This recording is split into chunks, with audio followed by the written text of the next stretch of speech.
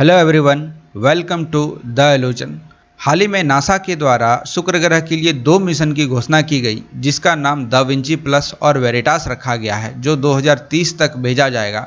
और इस बार हम लोग देख रहे हैं नासा के बाद यूरोपीय अंतरिक्ष एजेंसी ने भी एक मिशन का घोषणा किया है, जिसका नाम है एनविजन, और ये भी भेजा जाएगा शुक्र ग्रह पर 2030 में। तो ये आपको याद रखना है, क्योंकि ये जो दोनों मिशन है, ये दोनों मिशन को एक ही समय में भेजा जाने वाला है 2030 तक। तो ये काफ़ी ज़्यादा इम्पॉर्टेंट हो जाता है, और दोनों का दोनों मिशन है शुक्र ग्रह के लिए, विनस के लिए। यहाँ पर आप देख सकते हैं यूरोपीय अंतरिक्ष एजेंसी ने 2030 में शुक्र ग्रह के लिए एनविजन मिशन को लॉन्च करेगी, जिसका काम होगा शुक्र ग्रह का अध्ययन करना।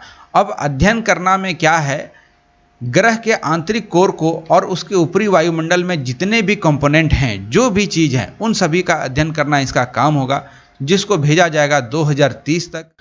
अब हम लोग जानते हैं एनविजन के बारे में, आखिर ये मिशन है क्या और इसको क्यों भेजा जा रहा है। देखिए, इसका काम देखो क्या होने वाला है। ये अध्ययन करेगा कि आखिर विनस, जो कि शुक्र ग्रह है, ये सूर्य के हैबिटेबल जोन में रहते हुए भी आखिर इतना गर्म क्यों होते जा रहा है। जैसा कि मैंने पिछले वीडियो में आपको बताया था, जब मैं दा विंची प्लस और वेरिटास के बारे में लेक्चर लिया था, तो उसमें मैंने बताया था कि शुक्र ग्रह जो है ये इतना गर्म हो चुका है, करीब करीब इसका सरफेस का तापमान 450 डिग्री क्रॉस कर चुका है। यहाँ पर आप यदि शीशा भी डालते हैं तो वो पूरी तरीके से गल जाएगा।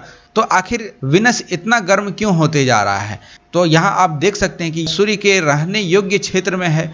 अब रहने योग्य क्षेत्र का क्या मतलब है, देखो, पृथ्वी, शुक्र और एक और ग्रह है जिसका नाम है मंगल।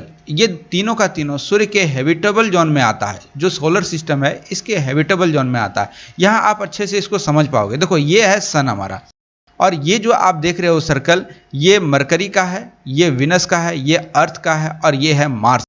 तो आप देख सकते हैं मरकरी जो है ये सूर्य के नज़दीक है, तो ये वैसे भी बहुत ज़्यादा गर्म इलाका है, बहुत ज़्यादा गर्म क्षेत्र है।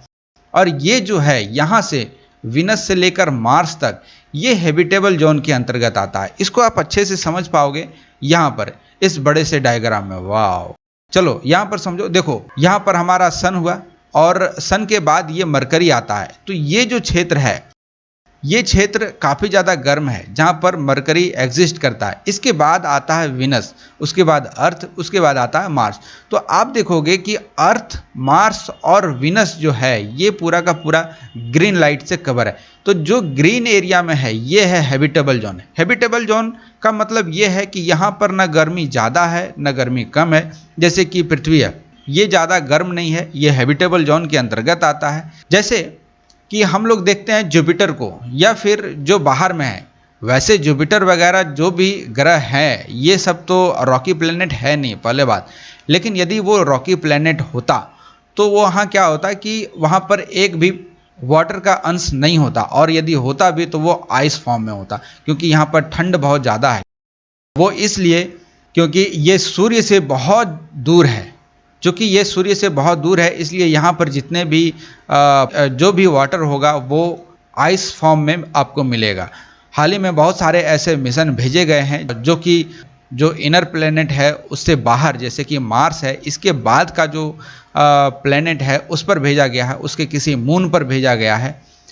तो वहाँ पर देखा गया कि जो पानी है वो आइस फॉर्म में है। तो हम कह सकते हैं कि मार्स के बाद बहुत ज़्यादा ठंडा एरिया होता है। तो यहाँ पर पानी आपको तरल रूप में आपको नहीं मिलेगा। और जो बहुत ज़्यादा गर्म है, जैसे मरकरी, यहाँ पर आपको पानी मिलेगा ही नहीं, क्योंकि यहाँ पर बहुत ज़्यादा गर्मी है। तो गर्मी के कारण तो कैसे पानी रहेगा इसमें। लेकिन विनस, अर्थ और मार्स जो है, यहाँ पर पानी होना चाहिए। जैसे कि अर्थ पर है तो विनस भी तो है हैबिटेबल जोन में, और मार्स भी तो है। लेकिन मार्स को तो चलो, मार्स पर तो हम लोग मिशन भी भेज चुके हैं, बहुत इस पर रोवर भी उतार चुके हैं। हाल ही में आपको याद होगा नासा के द्वारा परसिवरेंस रोवर यहाँ पर उतारा गया, फिर चाइना के द्वारा एक रोवर उतारा गया। चलो, उसका आप हमको नाम कमेंट करके बताओ कि उस रोवर का क्या नाम था जो चाइना के द्वारा इस पर उतारा गया। तो ये जो है, ये हैबिटेबल जोन में रहने के बाद इतना ज़्यादा गर्म क्यों हो रहा है, इसमें इतना ज़्यादा ग्रीन हाउस गैस का प्रभाव क्यों देखने को मिल रहा है, आखिर ये सब चीज़ क्यों हो रहा है, इसी का पता लगाने के लिए इस मिशन को किया जा रहा है नासा और यूरोपीय अंतरिक्ष एजेंसी के द्वारा। आई होप आप इसको समझ गए होंगे। ये मिशन यूरोपीय अंतरिक्ष एजेंसी अकेले नहीं कर रही है, इसमें नासा का भी योगदान है। अब कैसे है इसका योगदान? देखो, वायुमंडल और सतह का अध्ययन करने के लिए, वातावरण में जितने भी गैस है उसको ट्रेस करने के लिए, उसकी निगरानी रखने के लिए और उसका एक विस्तृत जानकारी अर्थ पर भेजने के लिए नासा के द्वारा इसमें उपकरण लगाया जा रहा है। साथ ही साथ नासा छवि और सतह का नक्शा बनाने के लिए एक रडार प्रदान कर रहा है। मतलब इसमें एक रडार भी लगाया जा रहा है नासा के द्वारा, चूँकि नासा इसमें बहुत ज़्यादा अपना सहयोग दे रहा है, तो इस चीज़ को यहाँ पर देखा गया है। अब नासा की हम लोग बात करें तो थोड़ा सा दा विंची प्लस और वेरिटास के बारे में तो जानना आपके लिए बहुत ज़्यादा ज़रूरी है। देखो, दा विंची प्लस क्या है? ये जो है ये वहाँ के गैसों को, वहाँ का वातावरण जो है उसको अध्ययन करेगा। वो कैसे करेगा? ये उतरेगा शुक्र ग्रह के सरफेस पर। अब भाई ये शुक्र ग्रह के सरफेस पर उतरेगा तो आखिर डाटा ये कैसे भेजेगा? आपने तो बताया कि वहाँ पर शीशा भी पिघल जाता है, तो वैसा नहीं है। देखो, शीशा पिघलेगा लेकिन बाद में पिघलेगा। अब देखो क्या होगा ना कि मान लो इसका वातावरण जो इसका वायुमंडल है ये यहाँ तक कवर करता है, ये यहाँ पर ऑर्बिटर एक भेजने वाला है, ठीक है, जिसका नाम रखा गया है वेरिटास। वो एक ऑर्बिटर है, लेकिन दा विंची प्लस है जो इसके अंदर उतरेगा। तो जैसे ही यहाँ से ये अंदर की ओर घुसेगा तो ये अपना पैराशूट खोल के उसके बाद ये धीरे धीरे ऊपर से नीचे की ओर आएगा और सरफेस पर ये लैंड करेगा। तो जैसे ही ये लैंड करना शुरू करेगा उसी दौरान ये अलग अलग भागों में बटा हुआ वातावरण को ये अध्ययन करेगा और इमीडिएटली ये सारा का सारा डाटा अर्थ पर भेजेगा। तो इसका ये काम है। जैसे कि आपको बताया गया कि यहाँ का तापमान जो है ये 450 डिग्री सेल्सियस से बहुत ज़्यादा गर्म है। ये फ़ारेनहाइट में हम देखें तो 900 डिग्री फ़ारेनहाइट के आसपास में ये आता है। यहाँ पर बहुत सारे ऐसे आपको गैस मिलेंगे जो नोबल गैस हम लोग कहते हैं, वो है हीलियम, नियॉन, आर्गन और क्रिप्टॉन जैसे यहाँ पर गैस मिलेगा। और सबसे बड़ी बात कि ये सब गैस जो है ये सिर्फ 4% है। यहाँ सबसे ज़्यादा प्रचुर गैस है वो है कार्बन डाइऑक्साइड जो कि 96% है। इसलिए यहाँ का जो वातावरण है ये काफ़ी ज़्यादा डेंस और बहुत ज़्यादा गर्म है।